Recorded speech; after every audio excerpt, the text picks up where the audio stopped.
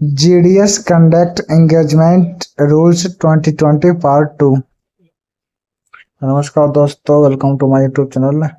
अगर आप एक ग्रामीण डाक सेवक GDS है तो आज की ये वीडियो आपके लिए बेहद महत्वपूर्ण होने वाली है। पिछले भाग में हमने GDS conduct engagement rule 2020 part 1 देखा था, उनके मूल नियमों के विस्तार से समझाया था। लेकिन आज हम उन नियमों की बात करेंगे जिनका सीधा संबंध आपकी नौकरी, वेतन, छुट्टी और भविष्य से है। लेकिन हर GDS के मन में कभी न कभी ये सवाल जरूर आता है, मुझे कितनी छुट्टी मिल सकती है? क्या GDS का ट्रांसफर संभव है?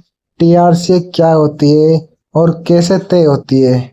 एनुअल इंक्रीमेंट कब मिलता है? अगर नौकरी छोड़नी पड़े तो सही प्रक्रिया क्या है? रिटायरमेंट कब होती है और उससे पहले किन बातों पर ध्यान रखना चाहिए? अगर इन सवालों का सही जवाब आपको नहीं पता तो हो सकता है कि भविष्य में आपको अनावश्यक परेशानियों का सामना करना पड़े। इस वीडियो में हम हर विषय को सरल भाषा, विभागीय नियमों और व्यवहारिक उदाहरणों के साथ समझेंगे, ताकि आपको किसी भी अफवाह या अधूरी जानकारी पर निर्भर न रहना पड़े। तो चलिए समय गवाए बिना शुरुआत करते हैं। Topic 1, leave rules. सबसे पहले बात करते हैं लीव रूल्स की। कई GDS भाई यह मान लेते हैं कि उन्हें रेगुलर गवर्नमेंट एम्प्लॉय की तरह सभी प्रकार की छुट्टियां मिलती है, लेकिन वास्तविकता यह है कि GDS के लिए छुट्टियों को अलग प्रावधान किया गया है। छुट्टी का उद्देश्य केवल आराम करना नहीं, बल्कि स्वास्थ्य संबंधित समस्या, पारिवारिक आवश्यकताओं या अन्य आवश्यक परिस्थितियों में राहत प्रदान करना है। लेकिन कुछ महत्वपूर्ण बातें हमेशा याद रखें। छुट्टी लेना आपका अधिकार है, लेकिन निर्धारित प्रक्रिया का पालन करना आपकी जिम्मेदारी भी है। जहां तक संभव हो, छुट्टी के लिए पहले से आवेदन करें। यदि अचानक कोई आपातकालीन स्थिति आ जाए तो संबंधित अधिकारी को तुरंत सूचना दें। बिना अनुमति लंबे समय तक अनुपस्थित रहना विभागीय कार्रवाई का कारण बन सकता है।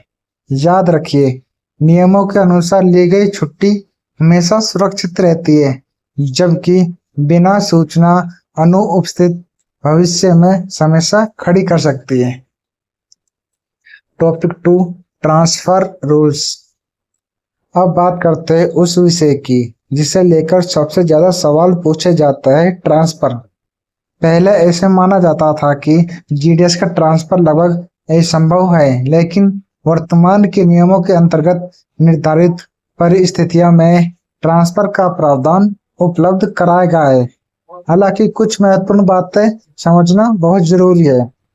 ट्रांसफर स्वतः मिलने का अधिकार नहीं है। इसके लिए निर्धारित पात्रता और शर्तों का पूरा करना आवश्यक होता है। सभी आवश्यक दस्तावेज समय पर जमा कराना जरूरी है। अंतिम निर्णय केवल सक्षम प्राधिकारी द्वारा विभागीय नियमों के अनुसार लिया जाता है। इसलिए सोशल मीडिया, व्हाट्सएप या अफवाह पर भरोसा करने की बजाय हमेशा विभाग द्वारा जारी आधिकारिक आदेशों और दिशा निर्देशों पर ही विश्वास करें। Topic 3, TRCA। इसे बोलते हैं हम टाइम रेटेड कंटिन्यूटी अलाउंस। अब बात करते हैं GDS की आय यानी TRCA की। सबसे पहले ये समझ लीजिए कि GDS को रेगुलर गवर्नमेंट एम्प्लॉय की तरह पे स्केल नहीं मिलता। GDS को time related continuity allowance TRCA प्रदान किया जाता है। TRCA का निर्धारण मुख्य रूप से संबंधित पद और स्वीकृत वर्कलोड के आधार पर किया जाता है। इसी कारण अलग अलग कार्यालयों या अलग अलग पदों पर कार्यरत GDS की TRCA अलग हो सकती है। ध्यान देने योग्य बात है, वर्कलोड में परिवर्तन होने पर निर्धारित नियमों के अनुसार टीआरसीए पर प्रभाव पड़ सकता है। अपनी टीआरसीए से संबंधित सभी आदेशों रिकॉर्डों को सुरक्षित रखें। किसी भी भ्रम की परिस्थिति में केवल विभागीय आदेशों का ही अंतिम माना जाता है। Topic 4 annual increment. अब सबसे महत्वपूर्ण सवाल, क्या जीडीएस को एनुअल इंक्रीमेंट मिलता है? तो उत्तर है हाँ, लेकिन इसके साथ कुछ आवश्यक शर्तें भी जुड़ी होती है। पात्रता पूरी करना आवश्यक है। सेवा की निरंतर महत्वपूर्णता होती है। लागू विभागीय नियमों का पालन होना चाहिए। यदि किसी कारणवश आपकी सेवा प्रभावित हुई तो उसका प्रभाव इंक्रीमेंट पर जरूर पड़ता है।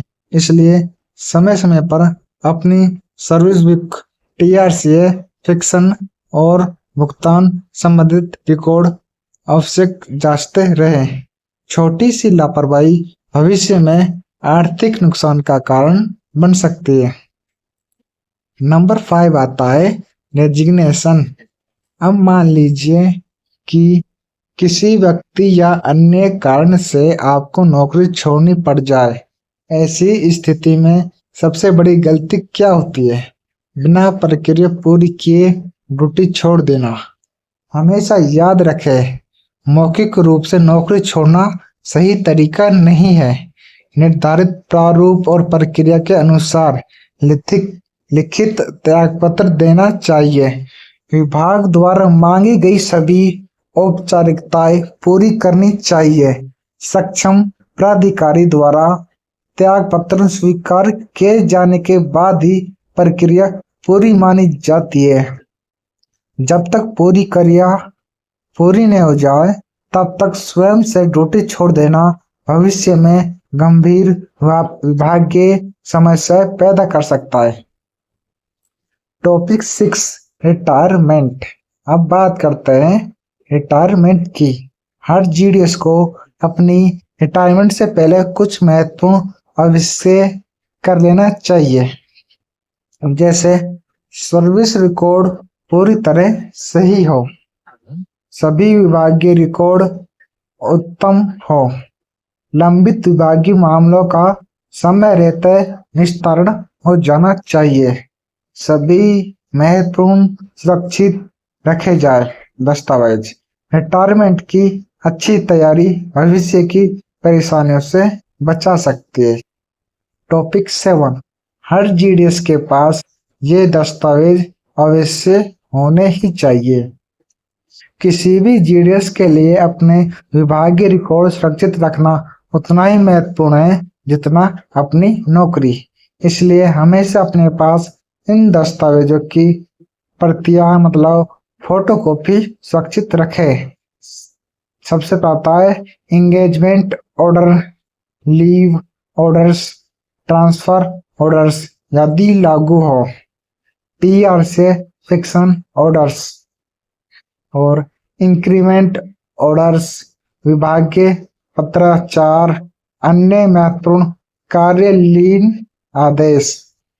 भविष्य में यदि कभी कोई विवाद, जांच या रिकॉर्ड संबंधित आवश्यकता उत्पन्न होती है तो यही दस्तावेज आपके भविष्य बड़े सहायक साबित होंगे।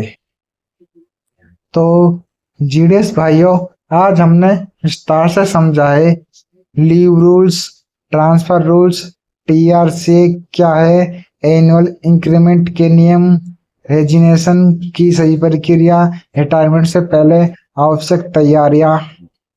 याद रखिए, जिस कर्मचारी को अपने नियमों की जानकारी होती है वही अपने अधिकारों की रक्षा भी कर सकता है और अपनी जिम्मेदारियों का सही तरीके से पालन भी कर सकता है। और अब तैयार हो जाइए इस सीरीज के सबसे महत्वपूर्ण भाग के लिए।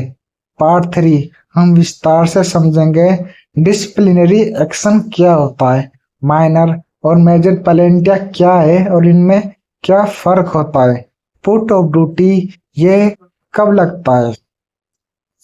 फिर आता है अपना चार्ज शीट। उसके बाद नेक्स्ट टॉपिक होगा हमारा डिपार्टमेंटल इंक्वायरी प्रोसेस कब और कैसे होती है। फिर आता है अपील कैसे कर सकते हैं। फिर उसके बाद हम रिव्यू देखेंगे। यही वे विषय है जिनकी जानकारी हर जीडीएस के पास बेहद होनी ही चाहिए, क्योंकि यही नियम कठिन परिस्थितियों में आपकी सबसे बड़ी ताकत बनते हैं। अगर आज की वीडियो आपको उपयोगी लगी हो तो इसे अपने जीडीएस साथियों के साथ जरूर भेजें, ताकि सही जानकारी हर कर्मचारी तक पहुंच सके। चैनल को सब्सक्राइब करना न भूले।